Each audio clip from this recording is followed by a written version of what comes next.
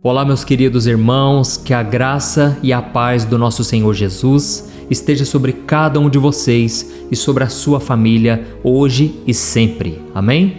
Eu sou o pastor Antônio Júnior e eu estou aqui para trazer mais uma reflexão abençoada da Palavra de Deus. Irmãos, eu estava orando, eu estava aqui pedindo para Deus me entregar uma palavra e Deus me mostrou claramente que muitos de vocês têm perdido a esperança. E eu vou te mostrar exatamente o que você deve fazer para renovar a esperança no seu coração. Irmãos, todos nós sabemos que estamos vivendo no fim dos tempos, é um tempo complicado, um tempo difícil. O próprio apóstolo Paulo disse que os últimos dias seriam dias difíceis de suportar. E por causa disso, irmãos, o que eu mais tenho percebido é que as pessoas têm perdido a esperança. Muitas pessoas não precisam de mais dinheiro, elas precisam ter esperança. Muitas pessoas não precisam ter amigos, família, porque isso elas já têm, mas falta nelas a esperança. E a esperança eu não estou falando somente para esta vida, mas a esperança da vida eterna. Sabe quando você entrega a sua vida para Jesus e você começa a viver aquele primeiro amor, que é o que nós chamamos? É aquele momento em que você fica apaixonado por Jesus. Você liga um filme para assistir o filme de Jesus, pode ser aquele filme de 1980, aquele filme antigo, mas você chora. Eu falo isso porque aconteceu comigo. Na minha conversão, no momento em que eu entreguei a minha vida para Jesus, eu ficava muito feliz, irmãos.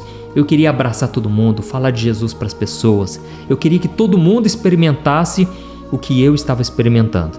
E aí o tempo vai passando, irmãos, e vão vindo as distrações, as preocupações, os medos que nós vamos tendo do futuro, do que pode acontecer na nossa vida. Isso tudo vai dividindo o nosso coração. Antes o nosso coração era inteiramente de Jesus. Agora parece que um monte de coisas vai ocupando esse lugar que pertencia e pertence somente a Deus. Não é assim que acontece? Então eu senti no meu coração aqui de te mostrar o que você deve fazer para renovar a esperança no seu coração e viver feliz todos os dias, como se fosse o último dia da sua vida aqui na Terra, tá bom? Antes de começar, eu só peço que você se inscreva no meu canal. É muito rapidinho, clique aqui no botão inscrever-se, você não tem que pagar nada. Do lado vai aparecer um sininho, ative o sininho da notificação e selecione a opção todas, tá bom? Todo dia de manhã, 5 horas da manhã, eu tenho feito a oração da manhã e à noite, às 6 horas da noite, eu tenho colocado a oração da noite. Eu costumo dizer que se você começar o seu dia com Deus e terminar com oração, tudo que acontecer ao longo do dia vai cooperar para o seu bem. Pode ter certeza disso. Nada vai fugir do controle de Deus. Aleluia. Irmãos, o que acontece? Como eu estava dizendo a respeito do primeiro amor.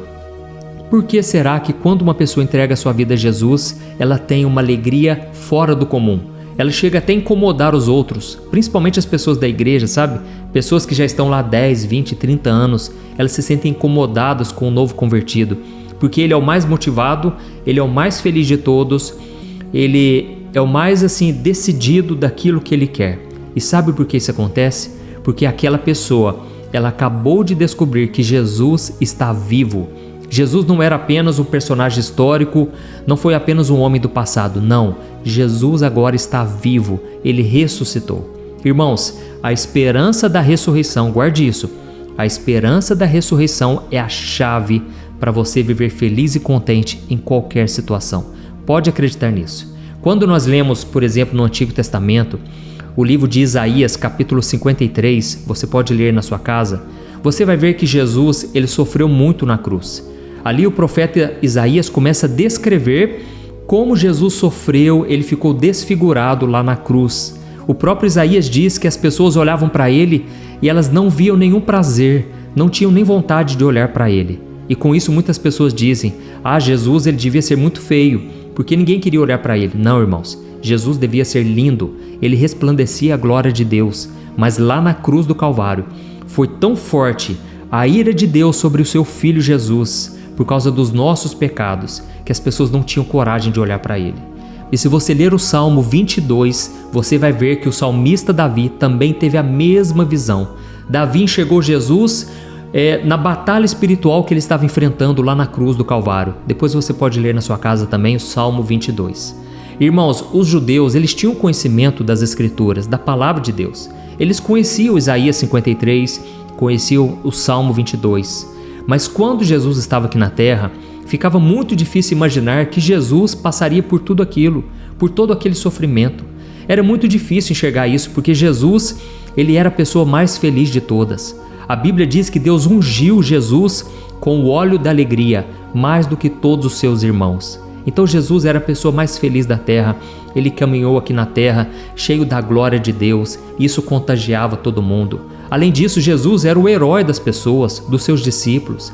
Ele trazia segurança, conforto, proteção, milagres.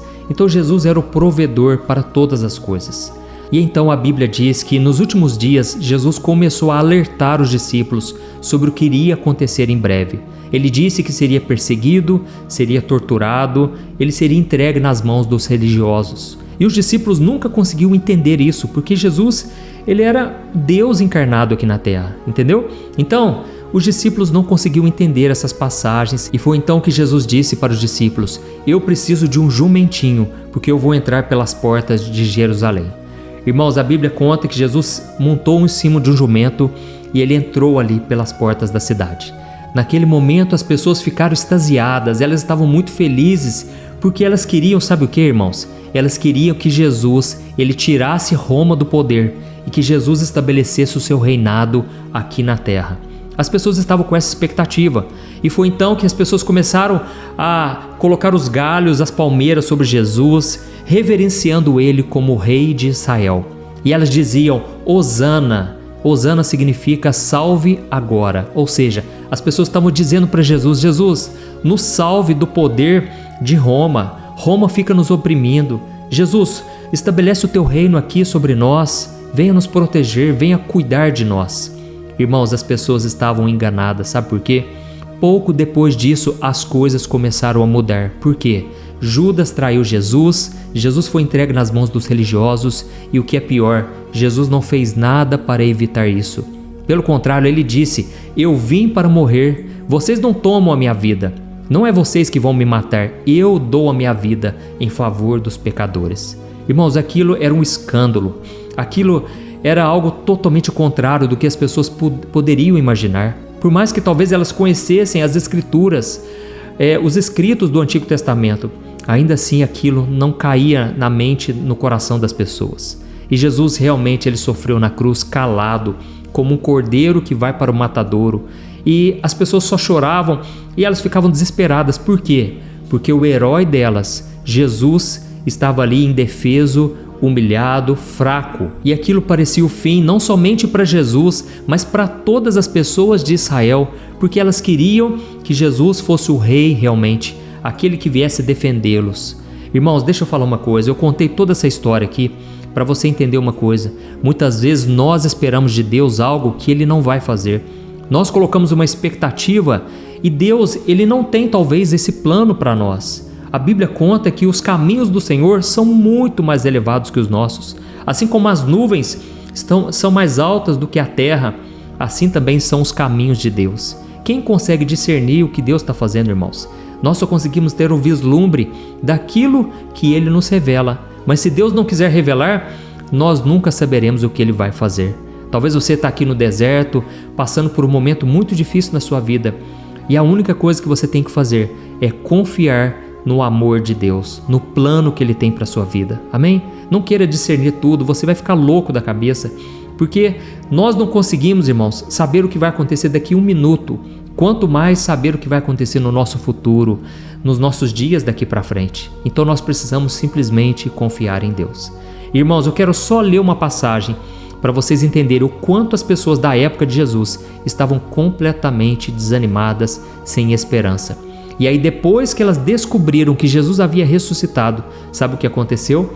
Os discípulos que antes eram medrosos, covardes, eram fracos. De repente, eles fizeram uma revolução no mundo e começaram a pregar em todos os lugares com ousadia. Não porque Deus os forçou a ser assim, mas era algo genuíno, algo natural. Se você assistir um filme que chama Ressurreição, eu já assisti esse filme umas 3 vezes. Irmãos, eu amo esse filme, porque a reação das pessoas, dos discípulos, depois que eles souberam que Jesus ressuscitou, é impressionante. Então, eu me lembro quando eu me converti, eu fiquei exatamente dessa maneira. E todos os dias eu peço a Deus que renove dentro de mim a esperança da ressurreição. Amém? Então eu vou ler para você uma passagem que está em Lucas capítulo 24, o versículo 13 ao versículo 21.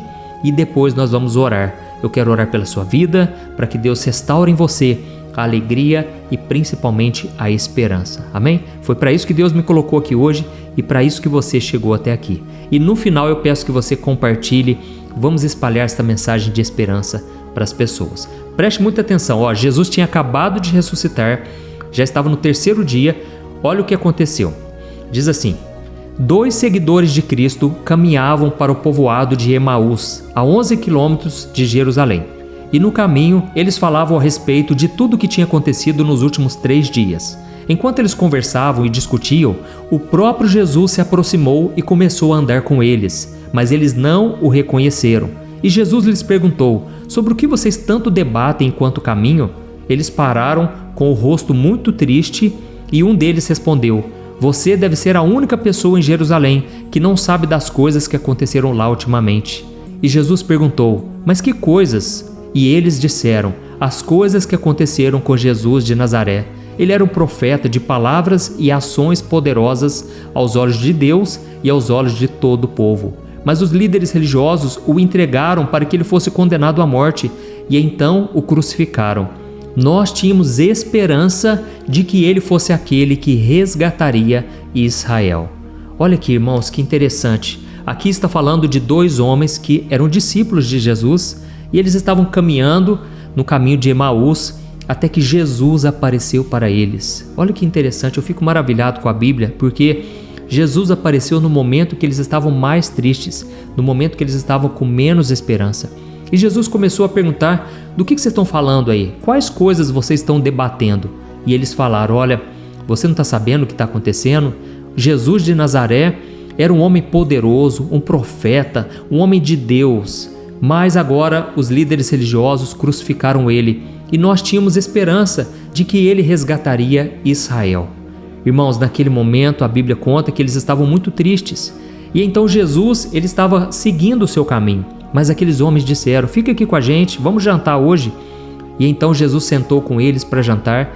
E quando Jesus partiu o pão, os olhos daqueles 2 discípulos foram abertos e eles viram que era Jesus. E naquele momento Jesus desapareceu da frente deles. E então eles comentaram um com o outro: você reparou que enquanto Jesus estava caminhando com a gente e a gente nem percebeu, mas aquelas palavras que ele disse queimaram no nosso coração? Irmãos, é assim que acontece. Quando Jesus está com a gente, o nosso coração queima de amor. É um coração de apaixonado. Só que muitas vezes a gente está focado tanto na circunstância, naquele plano que deu errado, naquele projeto que não foi para frente, sabe, naquela oração que não foi atendida, que você o quê? Perde as esperanças. E você fica triste, você não tem mais motivação para seguir em frente. Então, quando Jesus apareceu para eles e os olhos deles foram abertos, sabe o que aconteceu? Eles saíram correndo e foram contar para os outros discípulos. E naquele momento os outros discípulos também disseram: nós sabemos que Jesus realmente ressuscitou, porque ele apareceu para Pedro e para vários outros irmãos. Então, irmãos, naquele momento a alegria voltou a brilhar, a reinar no coração deles. E a partir dali não parou mais. E essa alegria precisa contagiar seu coração. Você precisa tirar os olhos dessa terra. Você precisa parar de ficar achando que Deus te abandonou, que você não tem suas orações respondidas, coisa nenhuma. Você precisa acreditar em Deus e em Jesus Cristo. Amém? Não estou falando aqui de religião, eu estou falando apenas do Evangelho. Ele transformou minha vida. Irmãos, eu achava que eu teria que passar por várias e várias vidas aqui na terra para eu me aprimorar. E de repente eu ouvi falar de um Jesus que poderia perdoar os meus pecados, sarar minhas feridas e me dar principalmente a certeza da salvação, a vida eterna. Irmãos, eu me lancei de cabeça, de corpo e alma, e eu estou aqui para falar para você: tudo o que está faltando na sua vida é isso. É isso, você ter a esperança em Jesus da ressurreição. Amém? Eu quero orar por você agora. Eu creio que essa mensagem tocou seu coração. Escreva aqui nos comentários: Deus renovou a esperança no meu coração hoje. Amém? Eu estou aqui com o óleo da unção. Eu quero ungir você, ainda que à distância. Eu creio que não é por acaso que você chegou aqui. Eu vou estender as minhas mãos, eu vou orar por você agora. Mas eu quero que você feche os seus olhos e que você peça para o Senhor sondar o seu coração e tirar toda a dor, toda a mágoa. Talvez o que está faltando para você é isso, você liberar o perdão de uma vez por todas. É você confiar em Jesus da mesma forma que Ele te perdoa. Perdoe as outras pessoas, amém? Muitas vezes elas não sabem o que fazem, estão cegas e você precisa perdoar elas. Glória a Deus. Vamos orar, eu quero orar por você em nome de Jesus. Aleluia. Senhor, meu Deus e meu Pai, eu quero te agradecer por esta palavra. Eu quero te louvar, Senhor, porque nós estamos aqui não por merecimento, mas pela graça, pelo favor imerecido. Nós sabemos que a condenação era nossa, mas Jesus sofreu o castigo que nós merecíamos.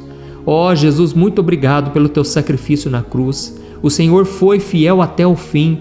O Senhor assumiu a nossa morte. O castigo que pertencia a nós foi derramado sobre o Senhor. Ó Jesus, nós não temos palavras para te agradecer, porque o Senhor fez isso por amor. Nós éramos inimigos teus por causa de nossos pecados, mas agora nós somos reconciliados com Deus por meio do teu sangue. Ó Jesus, eu te louvo, Senhor, e eu te peço agora, perdoa os nossos pecados, restaure em nós a alegria da salvação e coloca dentro de nós, meu Pai, uma esperança que está acima das circunstâncias, que não depende das coisas passageiras deste mundo. Quantos agora, meu Pai, estão orando comigo e têm medo da morte, têm pavor da morte, porque não sabe para onde vai. Mas Jesus, o Senhor mesmo disse, aquele que crê em mim, ainda que morra, viverá e será ressuscitado quando partir dessa terra. Ó Jesus, como é bom ter a esperança da salvação, da vida eterna. Nós não temos palavras para te agradecer, Jesus, porque não é pela nossa força. A salvação não depende de nós. A salvação foi conquistada por ti, Jesus, lá na cruz. E nós só temos que te louvar, Senhor. Hoje o Senhor está sentado à direita do Pai, intercedendo por nós. A tua vitória é a nossa vitória. E eu te glorifico, Jesus, porque nós não precisamos de outros deuses. Nós não precisamos de outros caminhos. Aliás, o único caminho, a verdade e a vida é o Senhor.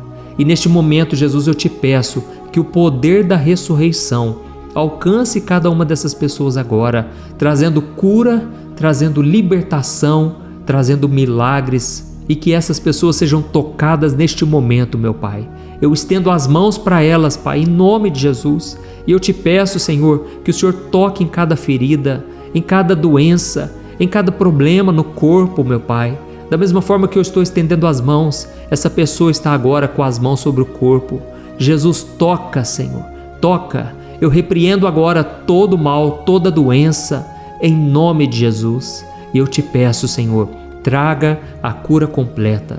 Que os médicos venham ficar surpresos, meu Pai, com a obra que o Senhor está fazendo, que a recuperação seja perfeita, seja completa.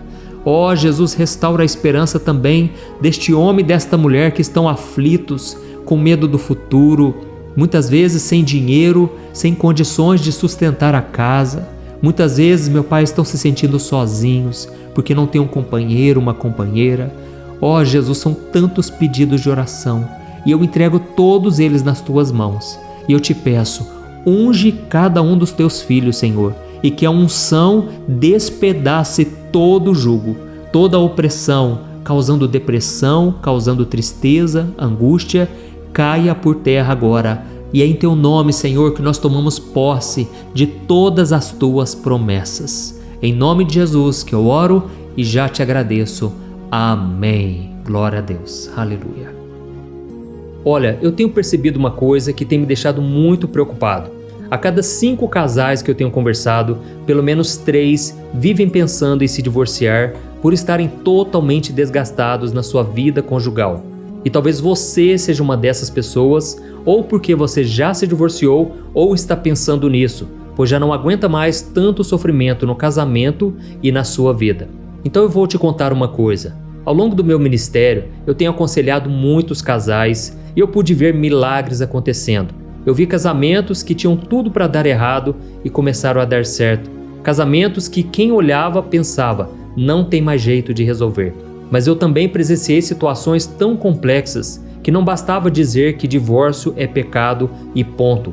Eu precisei ir além e tratar de cada caso de forma madura, compreensiva e à luz da palavra de Deus. E foi então que eu decidi registrar tudo isso que eu aprendi nesses anos em um único livro que já está transformando a vida de milhares de pessoas. O nome dele é O que a Igreja Não Te Conta sobre Divórcio e Novo Casamento. Nele, eu abordo esse assunto que é tão sensível de uma maneira bíblica, sem julgamento e que vai te trazer conforto e direção. Eu sei que muitas vezes você sofre porque você não queria estar nessa situação e também não sabe como sair dela. Além disso, você ainda tem que lidar com o medo de estar fazendo a escolha errada todos os dias. E eu quero te falar uma coisa: você não precisa mais viver cheia de culpa e medo. Chegou a hora de você se livrar desse sentimento de confusão, de infelicidade. Chegou a hora de você acreditar que Deus te ama, Ele não esqueceu de você e Ele tem um plano abençoado para a sua vida. Todos os dias as pessoas me perguntam: pastor, até que ponto eu devo lutar pelo meu casamento? O que será que Deus vai pensar se eu me divorciar? Se eu me casar novamente, será que Deus vai me abençoar ou eu nunca mais poderei ser feliz com alguém? Por isso, além de responder essas e outras dúvidas de acordo com a palavra de Deus, eu conto no meu livro algumas situações reais vividas nos relacionamentos para que você se identifique, e eu também mostro qual é a melhor decisão que você deve tomar, tá bom? Eu tenho certeza que esse livro vai ser um divisor de águas na sua vida. E para que você tenha acesso a esse conteúdo agora mesmo e comece já a mudar de vida, eu estou disponibilizando o livro no formato digital para você ler onde você estiver, no seu celular ou no seu computador. E tudo isso por um valor acessível, e assim também você estará contribuindo para que o nosso ministério alcance ainda mais pessoas com a mensagem do Evangelho. É só você clicar no link que está bem aqui abaixo do vídeo, na descrição ou no primeiro comentário. É muito rápido, seguro e você vai receber na mesma hora o livro digital no seu e-mail, tá bom? Então clique agora no link que está aqui abaixo do vídeo e eu desejo toda sorte de bênçãos na sua vida. Um grande abraço, que Deus te abençoe.